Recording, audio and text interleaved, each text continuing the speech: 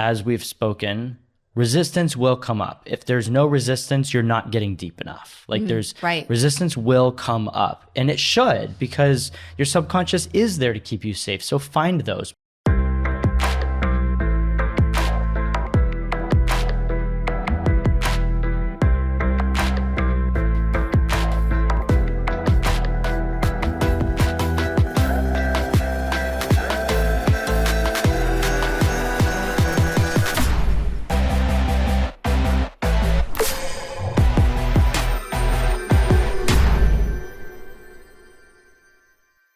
Welcome back to the Mind Change Podcast. Today, we're going to be talking about resistance. And joining me for this conversation is Kent McKean. Hey. Hi, welcome back. Thanks. Yeah, so this is a big topic that a lot of our students and a lot of people that have read the book and are in the work, they ask about. And so resistance, what does that mean? We're going to talk about a lot of different things today, how it comes up, where would we find it? How does it manifest in different ways? So yeah, it's going to be a great topic. Yeah, so I think, it would be good to just read a couple of comments from around this topic from some of our students or some of the people in our community. And then we'll get to those. So here someone says, I'm struggling a bit with my self-work at the moment. I am doing resistance. I know it's to protect me, so I keep being compassionate. But at some point, it just irritates me. It's like I allow my mind to go anywhere but where I want it to go. Another one. Has anyone else experienced frustration about not getting to the bottom of a problem you are doing? It feels like it won't budge, and I can't figure out the very good reason why I'm doing it after lots of trials of self-tending. How do you navigate this? These are so good. First of all, what I love is they're getting the languaging down of this is something they're doing rather than something that's being done to them. And it is actually such an important distinction. So that's a lot of the battle right there. Sure. So this often does come up with what we call the work, or what we're now trying to rebrand into self-tending, right? Self-work. It's all of it. I mean, there's parts of it that are, okay, we're going after this, it's work. There's other parts that are more nurturing and more, let's say, engaging the part of us that needs some love. Yeah, I think all of it probably caters to that part.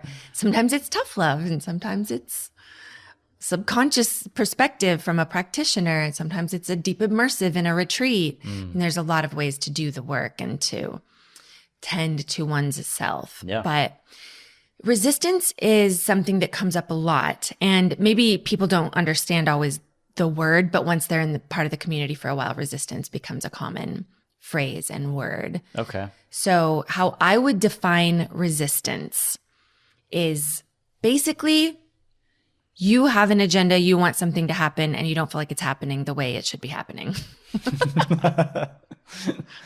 So it's agenda-driven. We call that resistance. Yeah. Yeah, I mean, I don't think people really think about it like that, but in the journey to learn to communicate effectively, to speak the language of the body, or understand the language of the body and the language of the mind, the subconscious mind, which speaks in metaphor and symptoms and feelings and knowings and visuals and everything like that, there's communication breakdowns constantly. And we're constantly learning at deeper levels, right? We meet ourselves at one level, do some degree of healing, and then we often are then asked to meet ourselves at a different level, a deeper level. And often when that happens, we hit what we're referring to as resistance. Okay. So I think first and foremost, it's important to understand that resistance is neither good nor bad. It just is. And it's also perception. A lot of the times it's perception. I perceive that there's resistance there. Now, getting back to these questions that you said, one of the I'll say the tone or maybe feeling behind what's being asked is a little bit of frustration. For sure. A little bit of like, I keep doing this and I want to, and that's the agenda driven part, but like, I want to get here. I want to do this. I want to change this. I'm trying to work on this, and something keeps getting in the way. Now, what's interesting is one of the questions, at least one of them, alluded to, I'm trying to figure out why. Right. And that's part of the dilemma of the human psyche of like wanting to understand all these things. And resistance, tell me what you think. Resistance is not about understanding the why. Resistance is perhaps something else. Well, resistance is always going to be communication. Right. It's feedback. So and I think another thing that's a learning curve is the way we view problems. And so I think the majority of us are brought up and live and exist in a world and society where something is a problem, it's bad, there's something wrong, and it needs to be fixed or righted or something like that. Anytime we're dealing with self, it is counterproductive to see self as a problem or a wrong that needs to be righted. But that's the framework in which we approach it. Now tell me more about the importance of letting go of the judgment or the wrongness in working on self. Well, okay, so it's one of those things. If you come in through the lens of you're doing something wrong. Right. So oftentimes I like to kind of set outside of, separate ourselves from ourselves for a moment. And as if we are, so it's sort of a form of dissociation, but we're sort of seeing ourselves as the thing that we're working on, but from over there. Mm-hmm. If I approach the thing that I'm working on, remembering that I'm a being, I am not a problem. I am someone who maybe is doing something that I would prefer not to be doing. Mm-hmm. But if I come in and I'm looking at Heather and I come in and I'm like, you're messing up right now. You're a problem. You're not doing it right.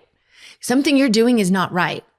Now, if I'm embodying Heather as a body, as a wise, communicative being, then to come in being like, you're doing it wrong, something's wrong with you, there's going to be pushback to that, right? Like so oftentimes I communicate that our body is a lot like and I'm not talking so much about like physical flesh biology when I talk about body, though that's where it's stored.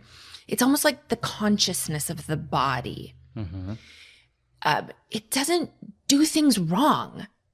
When it does something that we might call a symptom, a dis-ease, a problem, it's doing it for a good reason. No, it's just the production of whatever is being, or whatever is transpiring inside. Right. It's just the production of neurons firing. So I often refer to it as a toddler, because even though toddlers we might perceive to be mischievous or whatever, that's actually part of their evolution. They need, like, they communicate very honestly and very directly, quickly, directly to the point. They don't do a lot of dancing around. There's not a lot of conscious thought process. There isn't. They don't have the hardware yet about the why behind it. It's like hungry, need food now, tired, like they are a embodied communication. They don't yet have words to explain feelings and emotions and complex things like that. They just don't. Or even the emotional bandwidth of covering up what they really need to try to manipulatively get what they think they should say or get, etc. Right. They haven't yet learned, bless their sweet hearts, that like we need to compromise to make other people, for us to be a little bit more manageable in someone else's opinion. They just are. And the body is a lot like that. So if I were to approach body or toddler in the sense of you're doing something wrong.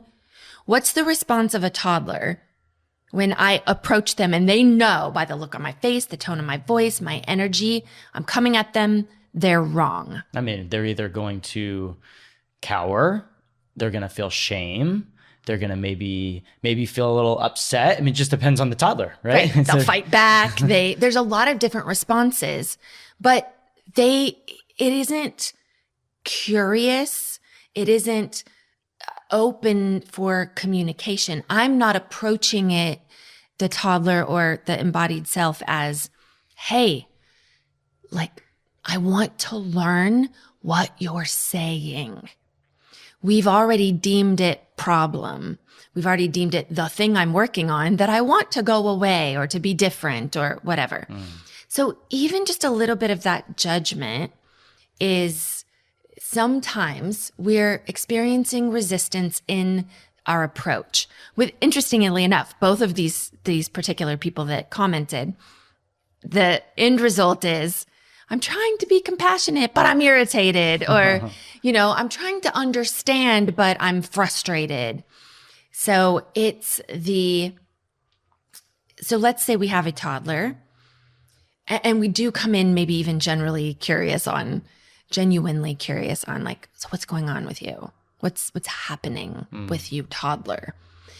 First of all, do we inherently believe the toddler is right in the fact that they are communicating in the best way they know how right now, and that there's a legit need or legit message coming through? I think that's first and foremost. Or are we sort of seeing it like, oh boy, toddler, okay, here we go again? Or no, like, that's the toddler's job, is to be interacting with the world, to be interacting with their needs. They are a sponge. Oh, a discovery machine. Total. Like, they're discovering themselves, discovering everything around them, discovering what it does to them and other people, and everything is just discovery, which we use the word curiosity. And they are watching everything, feeling everything. They are looking and feeling into what you're like actually thinking and feeling as an adult, rather than what you're trying to, when you put on I'm putting on my patient voice. What is it that you need? Are you trying to mimic the way that I used to be with the girls? But underneath, you're like, wow, yes. Can you just do the thing I want you to do? Right. Yeah, that right there is dysregulation. Yeah, it's inauthenticity. It's something's coming through. So the toddler, or we'll just say the body, knows what's authentic, what's not, what it needs, what it doesn't need. It's trying to communicate these things in a very real way. And subconscious mind. So we don't want to, so body usually represents itself kinesthetically, so in feelings and emotions and all of that stuff. But we also then have the subconscious mind. Well, that's driven by, the subconscious drives what the body ends up absolutely feeling and thinking. So we are also talking about the subconscious mind there. And it is trying to reveal to you what it's holding. And we are often looking at it as a problem when the subconscious mind doesn't see it as a problem. The body doesn't see it as a problem. It sees it as communication. And it's a little bit like, why y'all get mad at me when I'm just trying to tell you what's going on in here? And sometimes resistance is the backing away because of your approach. And it's funny, the one student is like, I'm trying with compassion, but compassion isn't something we try. In one sense. No, either you have it or you don't. Or not holding it, right? Right. So no judgment there. Oftentimes learning to approach ourselves and our quote unquote problems with compassion. Like, who does that? When are you ever taught to do that? Hopefully we're doing a little bit better as parents now, a little bit more conscious as parents, where we don't see our toddlers or our children's actions or reactions as a problem, and more as communication that we're trying to engage with them. But for the majority of us, we weren't parented like that. So we don't know that, and we don't see a lot of that around us. So that's why mind change is a unfamiliar approach. And oftentimes anything we do unfamiliar translates as uncomfortable, which then sometimes translates as resistance. So sometimes we're just doing something we are not used to doing, and that uncomfortability can be perceived as resistance. Okay, so can we maybe give a plethora of examples of what resistance or how resistance can come into our framework of growing? Like what, all the different ways that resistance can show up. And then we'll talk about maybe some segmented slots of when resistance can come up. But yeah, I would love to just kind of get a feel for, okay, so we're talking about resistance. How does it show up? Well, let's start like base level of from a mind change perspective. So let's say resistance could show up when you first initially engage with the material. Okay, so for instance, you are listening to this podcast, or you're reading the book, or you just watch a reel, or there's a post, or something that maybe is a little bit, I'll call it sharp to your natural intake of information. So yeah, often what's happening is that it's challenging some form of paradigm that you have used to keep yourself safe. And that initial like bump up against your program, again, is uncomfortable. So resistance there can show up as I stop reading the book, I get distracted, I only listen to half the podcast, I start going in my own mind and making like whole other stories. And, sometimes that's resistance. Okay. Because the mind, and the body, so everything, even the subconscious mind as a way to keep you safe is like, ooh, I don't like the way it feels to be confronted by this information. Let's just not do it. So this is interesting because even this year, well, the beginning of this year, but end of last year, beginning of this year, I've had a number of consultations with people. It was a very interesting, it was just informational for me, but a number of people within a month or two had done consults with me, and they had said something to the effect of, so I actually found out about you guys like 3 years ago or 2 years ago, or, well, I got the book a year ago and I started this book idea. Like I read it, or I read half of it. There was one person who said, okay, so I started reading the book and like midway through, I threw it across the room. Something you wrote in there did not.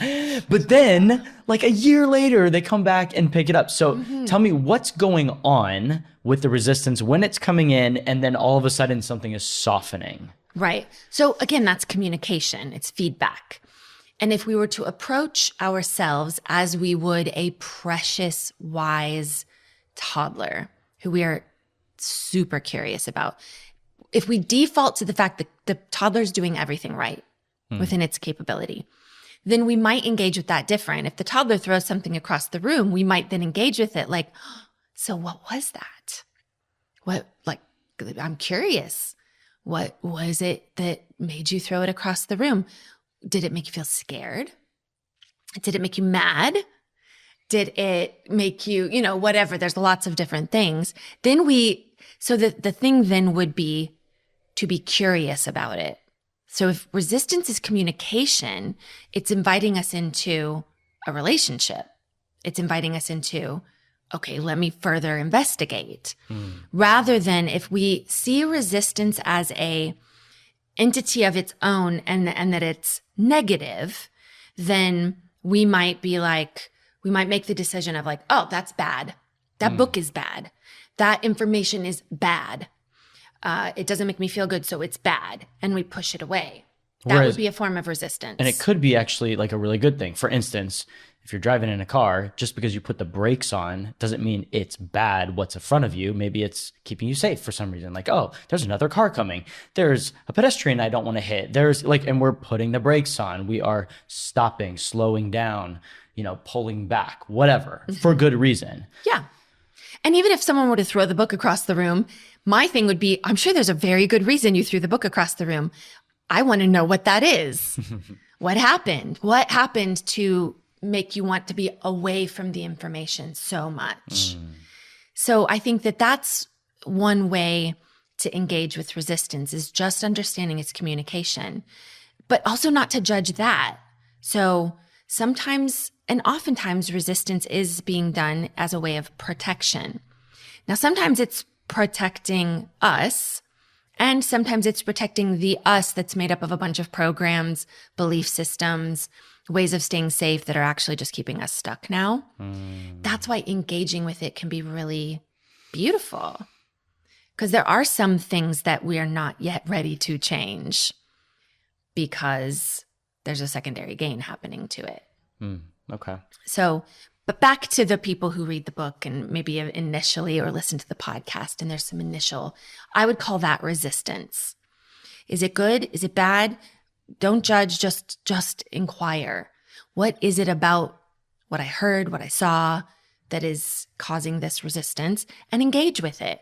Right, because a lot of times when there's resistance to anything in life, not just this information, but in general, sometimes people will kind of push it away and try to get away from it and actually kind of make their own personal stand of like this. And then they stay away from maybe something that could really help them in life, or something that further down the line is a good thing.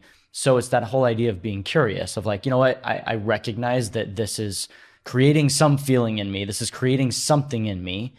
And okay, let me explore that rather than, well, this is what it's telling me. So, blah, right? I mean, there's an exploration process. Yeah. And I do think it's important to explore. If we go again back to the toddler, you know, the toddler you might perceive that they're hungry and give them the snack, and they promptly throw the snack across the room.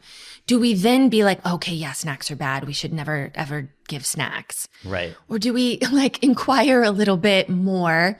So maybe the primary emotion now overtaking the toddler is tired, frustrated, angry. They are actually hungry, but the other ones are taking like, and the throwing across the room isn't saying I don't need or want the snack. It's that there's other emotions involved. And so best case scenario is we meet the need. So what is the need? We don't say because they threw the snack across the room, the snack is not possibly a vital thing to the child. It's just that sometimes there's layers, and better that we stay and we inquire rather than make huge grand assumptions. Or what a lot of people do is a little bit of the way we treat ourselves, like, shut up and do it anyway. Like, I'm going to do it anyway. Read the book. I know I need to read the book. And you're reading it and you're like grinding your teeth and you're like, which would be the toddler, like you're jamming the snack in his face, like, you know, or like, get the snack. You need the snack. I know you're hungry. Well, now, yes, the child's hungry, but you just added a ton of extra issues because of your approach. You're not actually honoring. So I think sometimes we do need to honor ourselves. For the person who threw the book across the room, honor that. Take your moment. Clearly they went and picked it back up again at some point. Some of you still have the book laying across the room and may, not want to pick it back up again. So this could be like this could be like information that you're gathering. This could be in working on yourself. Like you're working on something like those, those comments of like, I'm trying to get in here and there's just something there. So yeah, tell me and we'll get into different stages of like beginning, middle, and end of resistance, but tell me more ways that resistance can rear its head. It's not an ugly head. It's just its head. It's just its way. So I think the next kind of level with that is usually when people get into the self-work. Okay. Because the goal of mind change is to put the power back in the hands of the people, right? Like I think it's such an important part to have someone from the outside perspective, like practitioners, and like that's part of it. Yeah. It retreats, all of that. It's really part of a developing and evolving process. It's part of the growth process, which all of it is important at different times. But the self-work is really important. So I think that what happens here, how resistance shows up here a lot, is through oftentimes a belief like I can't do it on my own. Like they feel like they can't do it on their own. Now what's happening here? So maybe they try. Mm-hmm. And then the resistance is showing up as like, it's not working. But if the presupposition in the subconscious is something along the lines of, I haven't been able to do things on my own, I need other people, I'm not good at, if that is anything in the subconscious, not about this work, but just in anything, it's going to show up at some other point in your life, like doing self-work. Sure. So if there's and then this is where it's not bad. If inside, for various reasons, you received or perceived the belief that maybe you're not super capable, or that the only way to engage in something is like to have someone help you. That means you're valuable, you're worthy if someone's helping you. To be helped is to be loved, to be supported. And maybe what you're really looking for is more love and support. And so this is just another way for you to try to get it. Subconsciously. Subconsciously. So then for you to do it on your own, if you've got the subconscious belief that I need help, I can't do it on my own, it doesn't work, I don't understand, I'm not, all these various things that come up. And if I can just add that the caveat to that, or I'll say maybe the additional information is, it's not necessarily this conscious idea of, well, if I know I'm going into this work knowing that I can't do this. No, they're programs that have been placed there because of experiences. So if there have been experiences in their past, even if you are feeling like, I'm excited about this, I've heard great stories, it's going to work. But if you have experiences in your past that have told you otherwise, that have revealed something differently, that may show up as you're trying to get into the work. So I just wanted to let the audience remember that. Sometimes this comes from people who are overparented a little bit. If maybe you had a very anxious mother who maybe over-mothered a little bit, who got a lot of her own self-worth by doing things for you, she would have felt like giving you so much more love and attention if she did things for you.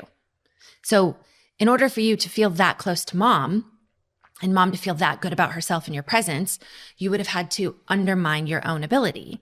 And that worked as a child. Or can I give another example of maybe you grew up in an environment or like a community setting where you were told or it was inferred that you can't trust yourself. You need to just listen to other people. Other people have the answers for you. Then you may grow up and try to be independent and try to do your own thing.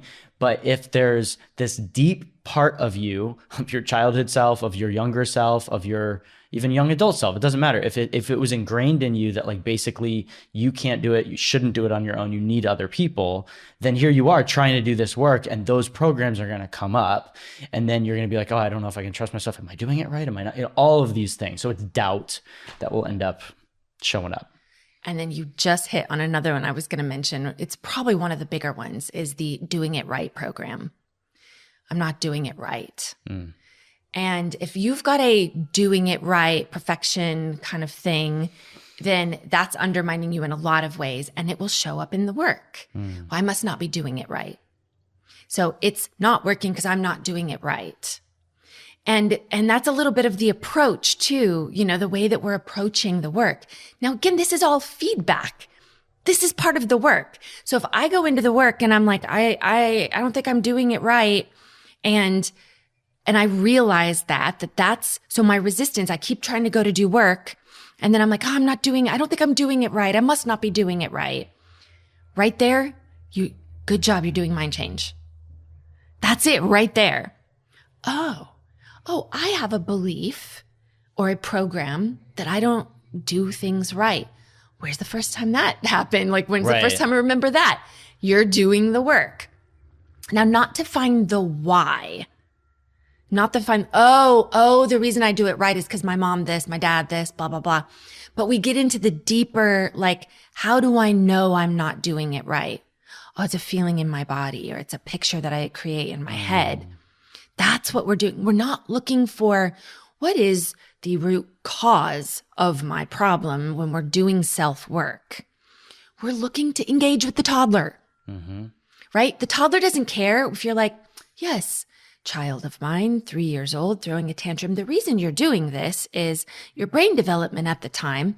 And when you were born, the child doesn't care. Yeah, the root cause for a toddler is very different in the sense of they're not thinking consciously about like, and this and this and this. The root cause is more attached to the root representational system of like how they perceived, how it was input, whatever feeling, sound, belief, visual, whatever. That's the root that we get to. And once that's disseminated, then all of a sudden something different shifts. Yeah. So there's like resistance shows up in a lot of those ways. So oftentimes resistance is actually just a program that we're doing. How we do resistance is such wonderful feedback.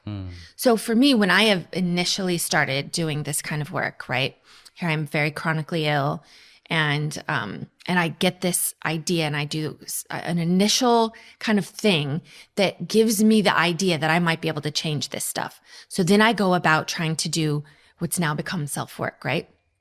So I set up an hour a day to work on myself. And I would sit in our sauna, our infrared sauna, and I would set the timer. And so I would go in, set the timer so that by the time it heated up and then by the time I was done and got out, I will have like done my work. So I'm like double doing like infrared sauna, and I'm going to do my mind change work, right? I would get up, or I would get in there, set the timer, start to do the work, and I would fall asleep, conk out narcoleptically. And then I would wake up right before the timer went off. That's resistance. Yeah. Yeah. That's some pretty serious resistance. Now, why was my body resisting, or my mind, my subconscious mind resisting? Well, I can tell you now that was too harsh of an approach. If I were going in every day and I'm like, let's dig into the trauma and fix my problems, it was the approach that I was taking at the time. And so your subconscious was doing that whole thing with the brakes of like, hey, let's slow down here. I'm going to stop you right here, right? Not because there's bad, not because but because, hey, this is not what you need right now. It was too much, too fast, too soon. I wasn't in a supportive community to like help. I wasn't taking time to integrate any of this stuff. I just didn't know a fraction of what I know now. Mm-hmm. And so that was too aggressive of an approach for me. It may not have been for Susie next door, but for me at that time, who was just learning to exist in my body, just even learning that I had a body that had anything to say, or that I had a subconscious mind that was storing things, like to be jumping in, diving in that heavy for an hour a day was too much. Yeah. So in that sense, was my resistance good or bad? Well, again, it just was. And I learned that I needed to take a different approach from that perspective. So was it not working? I would say, no, it was working. It just wasn't working in the direction I was trying to push it to work. Mm-hmm. So it did work. I wasn't able to spend an hour a day, digging into trauma. I got really frustrated with myself and felt like it was another program of I'm broken, I can't do it.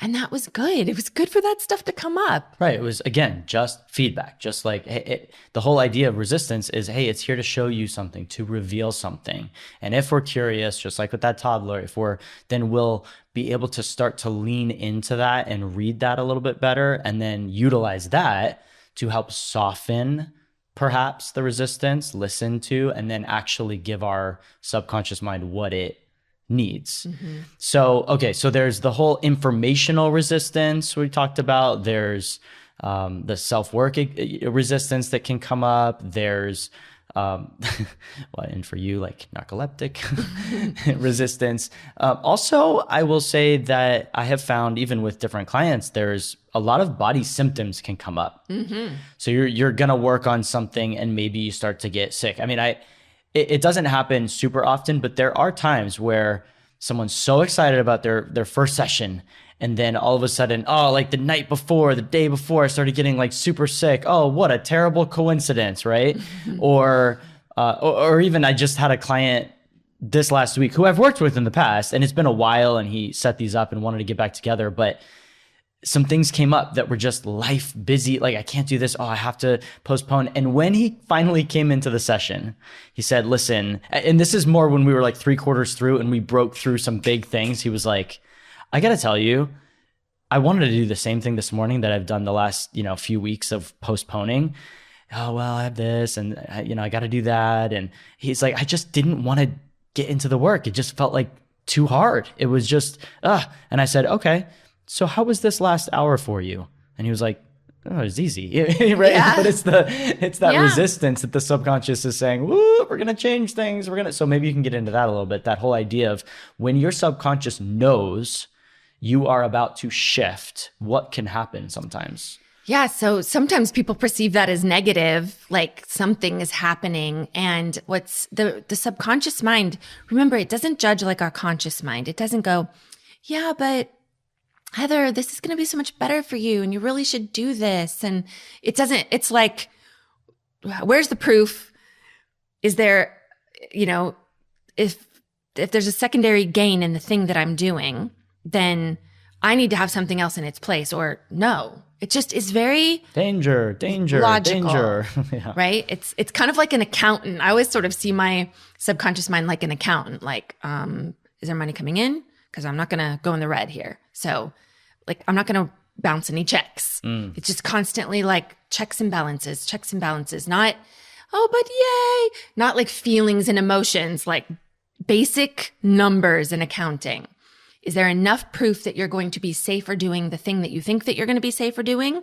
Or is it safer to do the thing that's kept us safe for all these years? Can you explain for our audience maybe a little bit more about the connection between, because we've talked about secondary gains in another podcast that you're welcome to search up, but can you maybe explain the connection between resistance and secondary gains? Right. So secondary gains are the thing that you're getting from whatever thing that you're presenting as the problem. So arguably, you will not do a problem if you're not getting something from it. Anything. Give me an example. Chronic illness. I'll just do mine. Okay. It would have been very difficult for anyone consciously to be like, hey, Heather, while you're spending all the money that you don't have and going from doctor to doctor to doctor and your body is dying, that somehow I'm getting anything from that. But I was. So in our relationship, which we've talked about, it fulfilled a role and a dynamic that you felt good and felt purposed and felt like you were really doing good in life if you could take care of somebody. Sure. And for me, if someone would take care of me, it meant they loved me because neglect and certain stuff from my childhood. And it's these very black and white things. Again, don't make sense to us consciously. But if I were to be able to be healthy, live on my own, then that might communicate to you that I don't have any needs. Therefore, you wouldn't give to me. And therefore, you wouldn't love me. Right. And then for you, if I was well and could function on my own, then that means I don't need you anymore. And so you lose me. See, all of this stuff plays in the background subconsciously. Yeah. So it was a gain for me to be chronically ill. It gave you a role. It helped. I had no boundaries. None. Zip, zero, zilch. I was meet the needs of everybody else all the time for me to have any sense of value or worth. So here I am overgiving, giving all the time. The chronic illness started out as boundaries. Oh, I have this migraine headache. I can't do the thing. Oh, now I have chronic fatigue. And so I'm actually like too exhausted to do the thing. Then, and it became the thing that held boundaries. Right. Because I would work myself to death. So my body was like, yeah, that's not working. So how about ill? Because nobody gives you any crap if you can't because you're sick. Right. It's like a quote unquote legitimate excuse. Right. You couldn't just say, mentally and emotionally, I'm at capacity and I don't think that it would be in my benefit to do the thing that you're asking me to do that you seem very desperately needing me to do right now because I actually just don't feel like it. Like, we just don't, like, that's not acceptable.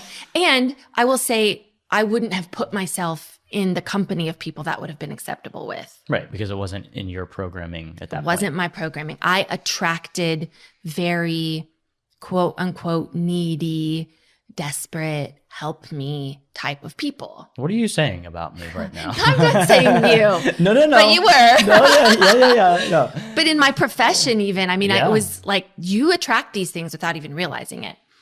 Another very big secondary gain for me was I had sworn to myself that I was going to be a different type of parent to my children than my parents were to me. I was not going to be an addict, even though I was addicted to work, but that one didn't count. I wasn't going to abandon or neglect my children. I wasn't going to leave or divorce a spouse, right? All of these various things. These were my hardcore, like, this is the way to do it good is by not doing it bad, like I perceived my parents had done it, right? Okay. So then I make all these big decisions, like somewhere in my heart and my mind, I'm not going to be that kind of mother. Mm-hmm. Then I have kids. So remember, a lot of my chronic illness peaked when I finally started having kids. And my body did a ton of infertility to try not to have kids, because deeper than the I don't want to be like my parents was the I have no choice but to end up like them. I don't have any other resources. So you can't just say I'm going to be different, but have nothing that supports the behavior underneath, right? So then it's just, I don't want to be like them. I don't want to be like them. I don't want to be like them. All your brain is focusing on is them, and all the bad they did, quote unquote bad. So that's what you end up producing. So correct. I wasn't addicted to drugs, alcohol. I wasn't, moving from home to home or relationship to relationship with dragging children along. But I was going to abandon them because I was dying. I did a form of neglect to them because I was so chronically ill. I couldn't meet their needs as little people. And there was marriage issues and a bit of that sort of spousal removal because you and I had a very unhealthy dynamic and codependency happening. So I wasn't even showing them healthy relationship, even though we stayed together and all of that stuff. So when you start to realize that, even subconsciously, oh my gosh, I'm doing the same thing. That's the secondary gain of, doing all of these things was, well, I'm going to end up doing the same thing to my kids, but it won't be my fault because it's through sickness. Like I can't help but be sick. Like I'm not to blame. It's a more legitimate reason. And I didn't want to neglect and abandon my kids, but that's all I had. It's in my mind. That's all I had programmed because that's what I knew and what I kept replaying. And so help me connect the secondary gains that you're talking about showed up as resistance in these different ways. For instance, the infertility. Could that be part of, and I'm asking you, part of your body's way of resisting? Oh, 100%. Okay, so the reason I ask that is to help our audience understand that it's not just like I'm trying to do something, I'm trying to work on something and I find resistance. Like things show up, resistance shows up naturally. Even just like, it's not like someone tries to necessarily make themselves sick before a session. Like your body speaks up in a lot of different ways, which is a form of resistance. Right. So let's just take infertility. I want to get pregnant. I want to get pregnant. I want to get pregnant. There was part of my deeper subconscious mind that was like, what are you going to do with children? All you know is what I was repeating, right? What I was doing in my mind back then. So there was it was trying to protect me. I'm sitting here consciously crying out, I want kids, I want kids. Part of my whole victimized story was, of course, I can't have kids. I'm being punished. Did a lot of weird religious stuff around that. There is a lot of weird religious stuff around infertility. So I did all of that. Now, so let me point out, it would actually have legitimately been unsafe for me to just start popping out kids left and right because I didn't have the skills or the resources. I didn't have my body was about to crash and burn for very good reasons. At the same time, it also wouldn't have been, let's say, there wouldn't have been an availability for you to all of a sudden just be healthy, holding on to all the ways that your body and mind were holding on to your perceptions of the past. Like, here she is, she's healthy and because again, there's the whole like dynamics between us and other people and all of that. So alongside secondary gains are secondary losses. So what do I lose if I lose chronic illness? I lose a connection with you. I lose boundaries. I lose the ability to say no to maybe things at work I was doing that I didn't actually want to be doing or believing in anymore. Can I add one? Please. You lose the belief that you deserve punishment for different things, which is some things you had to deal with of this punitive, like self-punitive, like, well, because I lived this way in my past, because I did this, because I didn't do this, it's this like we deem ourselves not worthy of. Yeah. So if I would have gotten well, I would have lost all that stuff. Now, I got well, but I did a lot of the background work so that the subconscious mind, the scales weren't so crazy tipped. The subconscious mind isn't going to go with a tipped scale where it's like, it's going to be so bad for you to do this. So I needed to do the work subconsciously to tip the scales back. Like, oh, I'm actually worthy intrinsically. And like, I can have boundaries that are abundant and I can love myself, and it's okay to be interdependent instead of independent. Like, I had to build the foundation of that. And also, like, I can mother out of a place of healed mother and healed parenting. And, you know, because I did the work, I did the foundation.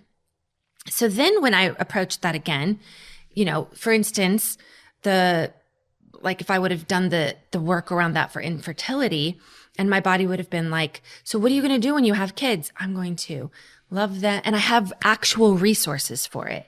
Right. I know how to love because of the way I love myself. I know how to be abundant because I see it all around me. I know how to do it differently because I've gone back and done it differently already. And now I have those resources to give. And then the body's like, okay, great. Well, then have a baby. Like, you can naturally do that anyway. Do it now. There's nothing holding you back. So oftentimes when people are going in as this is the problem, we neglect to see that there is probably some really good reasons we're doing it in the first place, and that our brain is doing a cost-benefit analysis that we're consciously not aware of. And it's going, you say you want this problem gone, but you haven't thought through what's going to happen when it is. Or you say you want this problem gone, you haven't thought through what you're going to gain and how you're going to deal with that if this, that, or the other. Those are the things that the resistance is trying to speak to us about. Okay. So I want to give, and maybe we can give a couple of more quick examples of resistance and secondary gains and secondary losses and how they tie together. I want to give a quick one of mine, just for maybe some of our male audience out there that can relate to this, is as I've shared in our co-authored book, I probably in the course and maybe on this podcast, I can't remember, but one of the ways that my body was resisting for very good reason, again, resistance is there to keep us safe. Like there's a whole safety mechanism there, is in my personal sexuality and in sexual performance issues, which again, that terminology, sexual performance, is problematic in and of itself because sex should never be a performance. But anyways, just things around erectile dysfunction and premature ejaculation and all of these different things became such a intertwined identity within me. Now, there's a lot of work around each of those things, and they're tied our brain is connected in every single way, right? I mean, all the little wires and everything. So there's different chunks of this that has to be, I'll say, worked on in different ways for different reasons. So there's programming that goes into as a child, and there's things that you programmed into your nervous system as a teenager, and there's things that, happen in relationship as you are engaging with women at, different ages. And so there's a lot in there. But what I recognized and have recognized as the biggest resistance for me was this idea of intimacy, and how my sexuality, my engagement in that way, deep down, I didn't know, A, what intimacy really was, B, how to be intimate. And the biggest thing was being safe to be seen into my soul. Like, who am I? And like being seen and then seeing others. And so in our relationship, it became, this is a much bigger topic, so I'm not going to get into everything, but it became so vastly complicated because there was this resistance inside of me of, it is not safe to have deep intimacy. And part of that was I didn't even know how. I wasn't taught. And so then it came out in different symptoms, in different ways. Now, the secondary gains is, well, as long as they're, now, of course, like logically, like who wants issues like that? But secondary gains would have been, well, as long as we keep having these issues, then we, in one sense, I'm pulling you close to like, come on, work with me and let's do this together. And I'm trying to form intimacy through trauma. And then the secondary losses would have been, or, were this idea of like, well, I'm gonna have to let go of some of these like sexual belief systems that I have, and then self-belief systems about me, about my worthiness, about my goodness, about me being seen and loved and worthy of being loved, all of those things. So those are all the different parts having to do with just this one idea of my body resisting. So anyways, there's a lot of things out there, but maybe we can... Yeah, we probably need to do a whole episode on that because I want to ask you things and dig deeper into that. But I appreciate your vulnerability. It's going to be like once we talk about that stuff, and we do in the course. Sure, a little bit. Yeah, once I think that's shared, it's going to help a lot of people. But yeah, resistance shows up in so many ways. And it really is for us. And I know that it doesn't always feel like that. No way. And people get frustrated. But I think that's part of the process, is if we get frustrated every time we engage with our toddler's going to go further and further and further away from us. They're going to pull back deeper and deeper and deeper in. And that's what so many of us do. So many of us are dissociated from the deeper part, our gut, our heart, like our subconscious mind, because we approach it with such like, come on, get in line, do the thing I want you to do, obey me. Which is in and of itself a program. Totally. That we learned to do to ourselves because other people maybe did it to us. Sure. So I think that's when people get into the stuff, they're like, I'm frustrated. But then what we're really frustrated at is the way that we keep approaching ourselves. That's the bigger frustration. And sometimes that's hard to recognize. Yeah. But I think the biggest way that this manifests is through it's not working. Explain that to me, this idea of, now, are you saying it's not working from the get-go? Or are you saying it's not working because, well, I thought I dealt with this and then? Maybe we can get into both of those. There's the...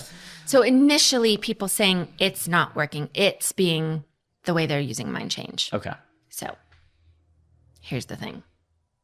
Mind change works always.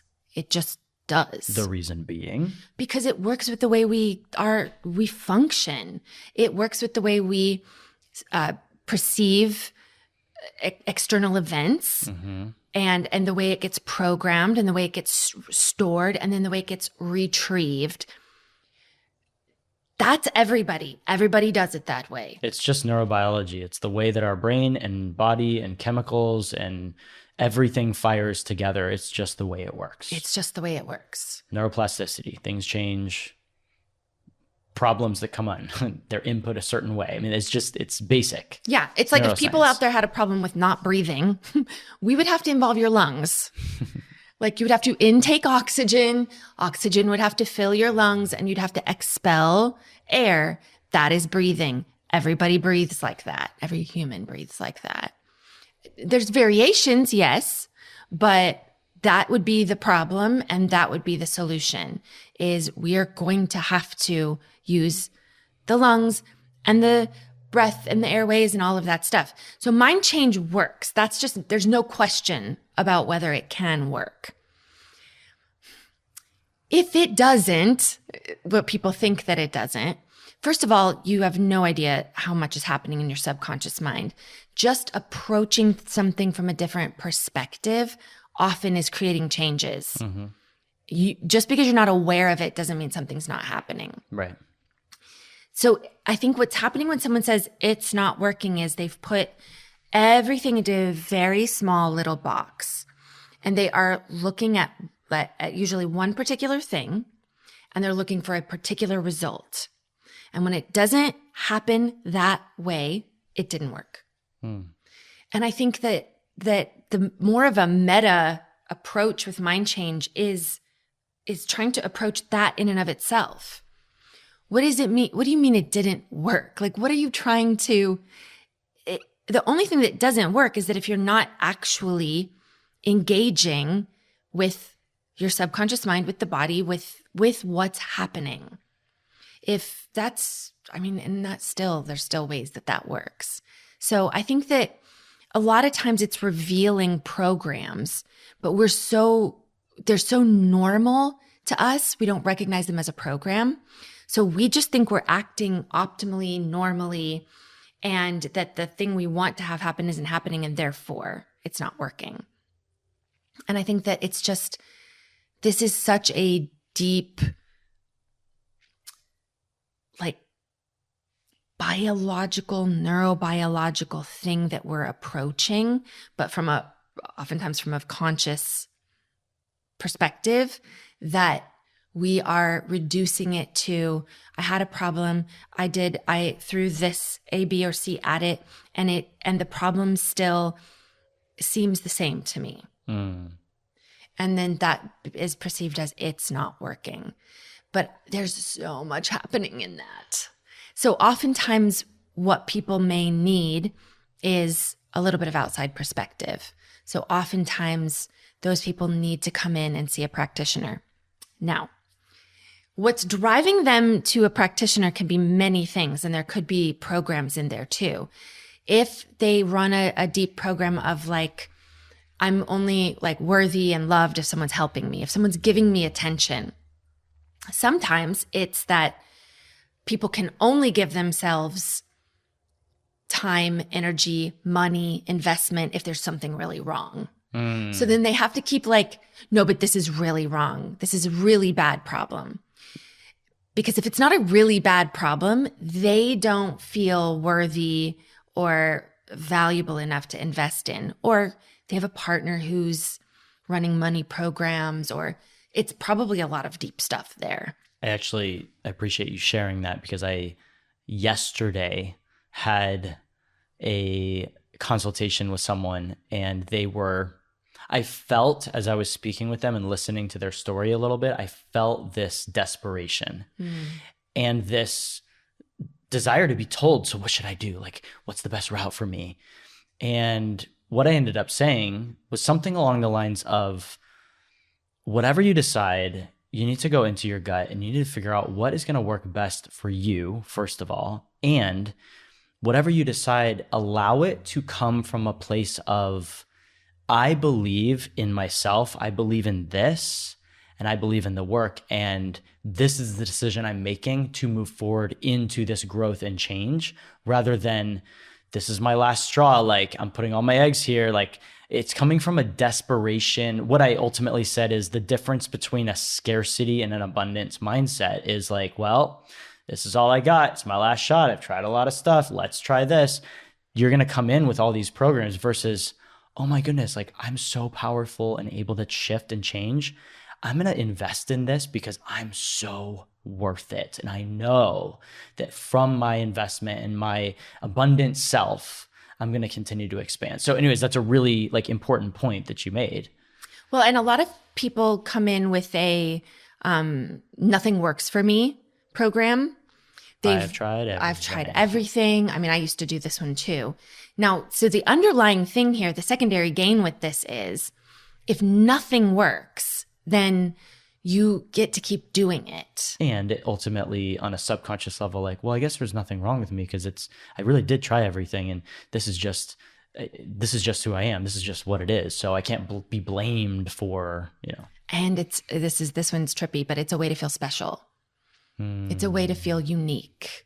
It's a way to like have that attention given to you as like, oh, you're the one that has it really bad. It's like what we're all deeply looking for as children of like shining. And yet you've believed so little about yourself and your worth that you're going to settle for having the attention as the one that has it the worst. It's like the shadow version of see me, look at me, I'm amazing, let me shine. It's the opposite of that. Yeah.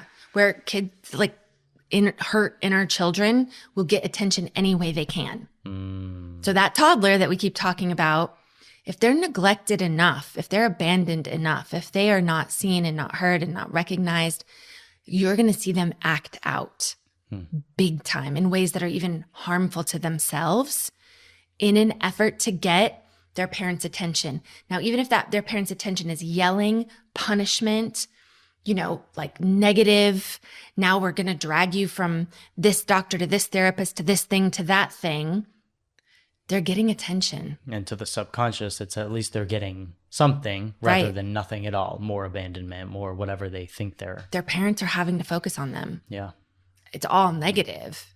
And consciously, we would all like recoil from that idea. Yeah. But subconsciously, you're going to get your needs met one way or the other. So those people who come in, I've tried everything, nothing's going to work for me. I don't think this is going to work.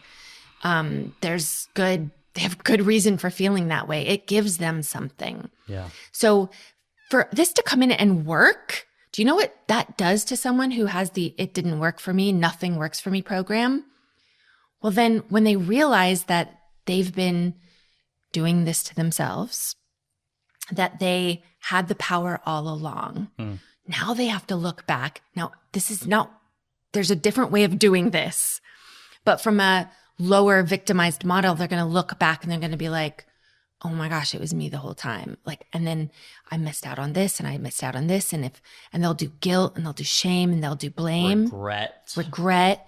Now, if the subconscious mind knows that and it's like, oh my gosh, if this works, then you're going to dump all this junk onto yourself, where at least when it doesn't work, you still feel like it's not my fault. Right. This is happening to me. Like, Somebody woe else is did me, this to poor me. me. Yeah. Like, someone please help me, see me, rather than, oh my gosh, I'm responsible for this. But if you do that in a negative, unhealthy, and victimized way, yeah, that sucks. Don't do that. And your body's going to go, nope. How about this just doesn't work for you either?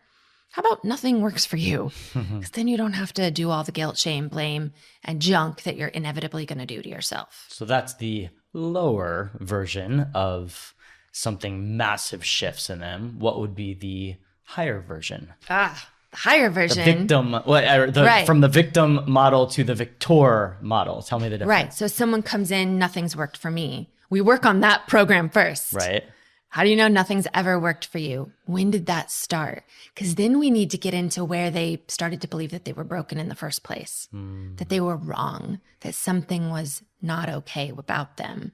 We get in, we change that stuff. Then we change all of the ways that they, like, their worth, their value. We start giving them actual, like, real connection, real intimacy, real, like, love. And then they're like, oh, yes, I don't ever want to settle for anything less. Of course this is going to work for me because I need it to work for me because I want to keep finding my power, my voice, my agency, my autonomy, my incredibleness. Then the scale starts to tip and the subconscious mind goes, okay. And once we even get here or a little bit like this, then the brain goes, okay, great, do that then. Do worthy, valuable. Everything works for me. Everything I try works for me. Then you become a manifester machine. You become the victor rather than the victim. So a victor looks back at all of those things for me, my years of chronic illness and everything. And I love the little me that did all the perform to be loved, take care of others. And I'm like, you sweet thing, look at how good you did, trying so hard. Mwah, mwah, mwah. And I look at the young adult me and I'm like, man, you did it. You survived. Like, good job. Yeah, so resilient. You could have done so many other things and you did that. And then I go back and give that, which gives me more power now. So, which, let me ask you, because I have an answer for this, but I want to know yours.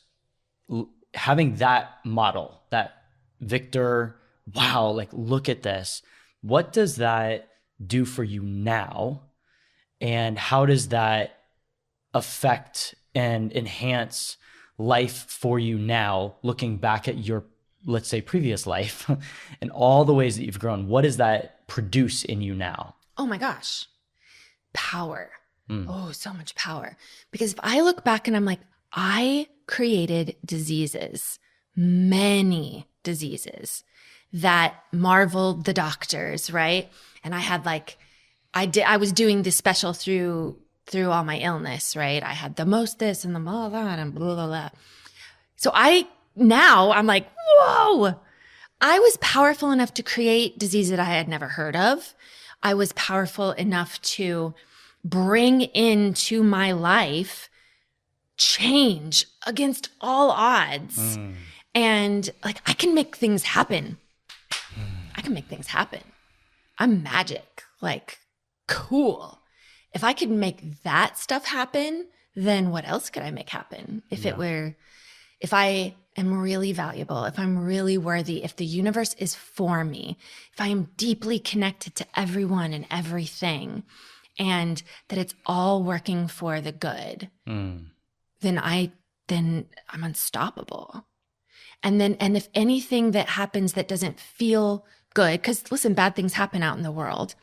If all around us, if I can take everything and realize I have control over my reality, then I go everywhere. Safety's in me. I am safety. I don't have to control, manipulate, keep everything in a small, tight box, make sure everything outside of me is just the way I want it, that people think about me one way or everyone has to say this way and act this way and do this thing and then I'm safe. Nope. Right. I'm safe. I am safety. And therefore, I come into any situations bringing safety with me. And therefore, I'm connected to my gut. So energetically, I'm already seeing danger way over there. And I'm like, nope, and I steer this way. And so I just naturally have a better life. Yes, I love how much power that you are embodying. Listen, I live with this woman and she is power. And I love that that's how you see your past, see your present, see yourself now.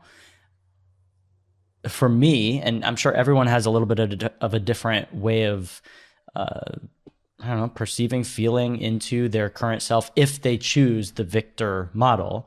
For me, it's this really strong looking at my past. Like, yes, at the beginning there was like, oh, what have I done? And I can't believe I've lived this way. And how did I do this with my wife? And I wasted all these years and stuff with my kids. I mean, there's a lot of things that start to come up while you're in the work.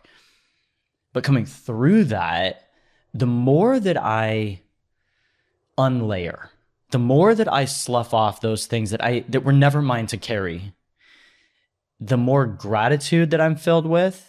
And that gratitude really, when I think about my present and my future, is I want to gift it to others. Like it's this part of me that just gets stirring of like, oh man, when I'm experiencing something that is overcoming, something that is transformational, something that has massively shifted in my life, I want to give others that opportunity. Now, part of that is why we do what we do, right? In helping others. But it's not just, oh, let me help other people. There's this whole desire for people to just experience the freedom that is there for everyone, and sharing it, opening our lives, having connection, vulnerability, bringing people into a community where there's just a different way of feeling and thinking. All of these things are different aspects of being able to gift this newfound freedom. And looking back at your past, recognizing like, oh my goodness, I don't have to live the old way, and neither do you. Like maybe you're in this, younger child season of life, or maybe you don't have children yet, or maybe, and man, there's so like when a client comes in, or someone wants to be a client or whatever, and they're young, or they're in a situation where they haven't yet gone through maybe some of the things that I had to overcome, I'm like, oh, it's so like, yes, I want this for you before you have to go through something to then experience and then overcome. Like, it's a beautiful thing. Now, those who maybe are later in life and are still coming through it, it's still this like, yeah, but you get to then experience a total different way of looking at your entire past. And you get to be that wiser, older person to bring in those who are younger. So anyways, for me, it's this, the victor model for me personally is the gift that I get to give other people. Yeah. I mean, that's great. It's so different for everybody I think there's a little bit more resistance when it is part of someone's identity. If the problem, whatever problem that they're doing, has somehow become part of their identity. Like there's a lot of people out there who run, let's say, coaching businesses. They end up being a coach of some sort, or they're an influencer of some sort. And they're doing it from let's just say I was an insomniac, like all the insomnia. And they have to just like, that's their whole platform, insomnia. And so I was the insomniac. I was the one that was constantly doing insomnia. And you gain this kind of like following or connections, or your whole world kind of wraps up in insomnia or chronic illness, or, very high performance even. Let's just say it's something what we would perceive to be positive. Like we're high performance, type A, and that becomes your identity, your platform.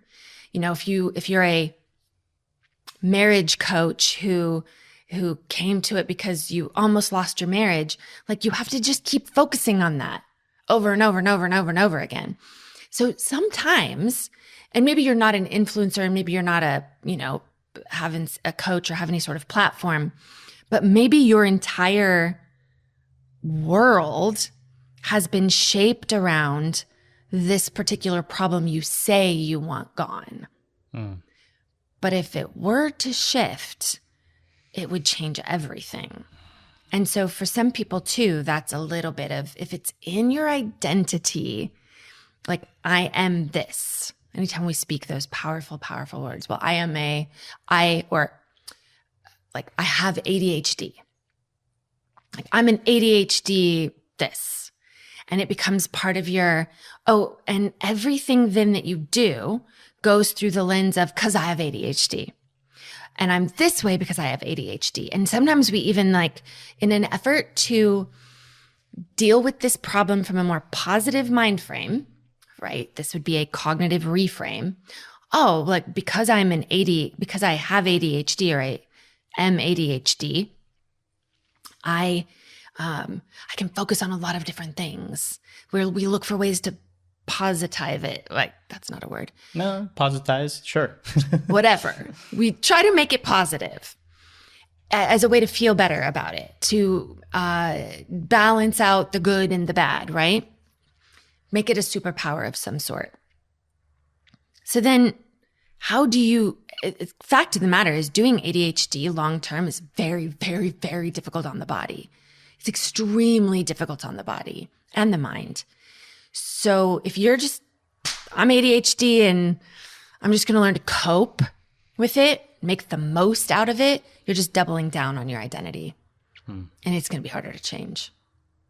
So sometimes resistance is just that you've tried to add positivity to it, address strengths to it, you've tried a cognitive reframe around it. Even like victims of abuse or victims of this, or like it becomes a platform. I think that's another big thing. It's like your platform there's a lot of resistance to changing that, because then it would shift everything else in your life and career and whatever else. Yeah. Just as an example, obviously not using names and maybe making not a direct reflection of this exact clientele, but a particular client comes in, lots of chronic illness, maybe in a form of dependency to, let's say, a spouse or even parents, like they're an adult back with parents, and they have to be in that situation because of some sort of disability or something that's going on with them inside. To address, so a particular client, let's say we get down deep and there's like sexual trauma there, like deep sexual trauma, then to change everything. So let's say we go in and we change that, and that's going to affect the chronic illness, which is going to affect the way, like who they're living with and how they get their support, which means then if this is okay, then I've got to find a place to live, and I've got to now go out and find a job. And maybe I have to, like, there's all these different things that happen. So someone might be saying, I really want to let go of this trauma, but they don't want to address the consequences of healing. And so sometimes what people do is they put all the pressure of that on the initial change. So part of them knows, if I were to let go of this deep sexual abuse, this story around being a sexual abuse survivor, right? Not saying that it didn't happen, but releasing the hold it has on the mind and the body, like legitimately, not just reframing it, but changing the neural pathways. Then I'm going to have to, they make it all like right away. I'm going to have to do all this stuff. And so sometimes the pressure that people are putting on themselves, that if I change this, then tomorrow when I wake up, I'm going to have to find a new place to live and do this and do this and do this and do this and do this. Sometimes it's the pressure that they're putting on themselves that causes resistance. And so sometimes you need a little bit of outside perspective, maybe dealing with that. And then I would say, let's be gentle with ourselves in the process. Like, what if you don't have to change anything other than the sexual trauma? What if you could let go of the sexual trauma and everything would be the same that you like? Sometimes it's just that gives people the freedom to let go, and then they never stay the same. Like, a lot changes because it changes their identity and their story. So yeah, it's complicated. Secondary gains and secondary losses are complicated. They're complex, and they're very deeply subconscious. So it isn't very common that you're going to be just doing mind change, doing your own self-work and be like, so here's all my secondary losses and all my secondary gains. Like, those are kind of deeply held, right, subconsciously protected. Now, as practitioners, we see them pretty readily and pretty regularly, and there's a lot of power in finding those secondary gains and their secondary losses. And then we have to, string them out and pull them out and deconstruct and all of those things and allow the changes to happen. Which is done expertly, and, but you don't have to find them. So maybe even speaking to the student who was like, I'm just trying to figure out why the root cause of the problem. Like, why do I do this problem? So yeah, just let go of that and just get into why it's a problem, how you know it's a problem, shift it, and don't put all the expectations of what it's going to mean if you do this, and just change it in the time. Now, when you work with a practitioner, we do that. We get into the what happens, but it's in a safe container, and you're allowed to do the breadth and the width of those kind of questions. But I do think sometimes resistance is very strong when a problem is actually also an identity. Okay, so be gentle with that little toddler, that little part of us that is just looking for discovery and curiosity and feedback and all of that. So if there was maybe just one thing that you could leave us with anything having to do with resistance that would help each person in their journey, because as we've spoken, resistance will come up. If there's no resistance, you're not getting deep enough. Like resistance will come up, and it should, because your subconscious is there to keep you safe. So find those. But if there was just one thing that you could maybe tell our audience that would help them as they discover and come up against resistance, what would it be? It's communication. And we always want communication. At least we should. So you may not understand the language. You may not love the language. There's help for that. Like, talk to us, get in the course, go deeper. There's a lot of different ways, but it is communication. And I would say, whether it's a spouse, a toddler, a child, a parent, like if we get right down to it, if we could actually all just communicate, real, honest communication, then most things would go away. Most problems would go away. So resistance means that something's happening. Now, I wouldn't want to get into someone's program that like nothing's happening unless it's hard. Like it has to be hard. Yeah, that's a whole other program. That's a whole other program. Mind change doesn't have to be hard. Resistance doesn't have to be difficult. No, resistance can be, there's going back to the car. There's the brake, and I lift my foot off the brake and I just go naturally. I don't even have to do anything, right? It doesn't have to be difficult. And what I would say too is that as you get along in the work, like these days don't run into a ton of what I would have used to have called resistance. I change very quickly and in ways that look really different than what we've set out for the work for other people, because I did it that way for so long. So my process has evolved. Sure. Resistance looks different for me. I hardly deal with that anymore in the same way. So even my view of resistance has changed. Now it's all just communication.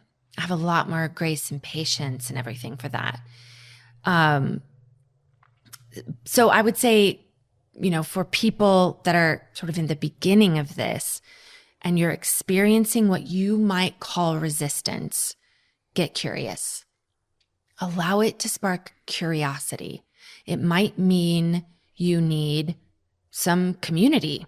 It might mean you need to do self-work witnessed, which is what we do in our student community, right? In our online courses. It might need that it might mean you need an outside perspective in the sense of you need a practitioner session just to kind of get things going and realize your resistance isn't against you, it's for you. Right.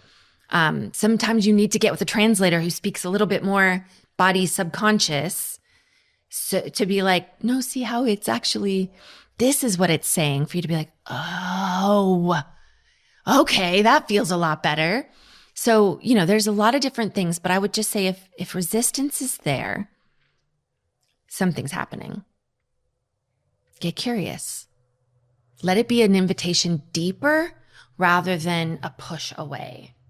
And sometimes even going deeper is a bit of a push away. It's not a push away of the work necessarily. Sometimes it's a way of pushing away to integrate, to take time, pushing away from the way you're doing the work, to do it differently, to invite you back in to approach it differently. There's a lot of different things, but I would just say resistance, get curious. And we come from a place in Mind Change where we believe that everybody inherently is full of worth, full of gold, and so when resistance comes up, there's gold behind it. Mm-hmm. Like there's beautiful things behind it. If we'll just be gentle, patient, understanding, and just listen. Mm-hmm.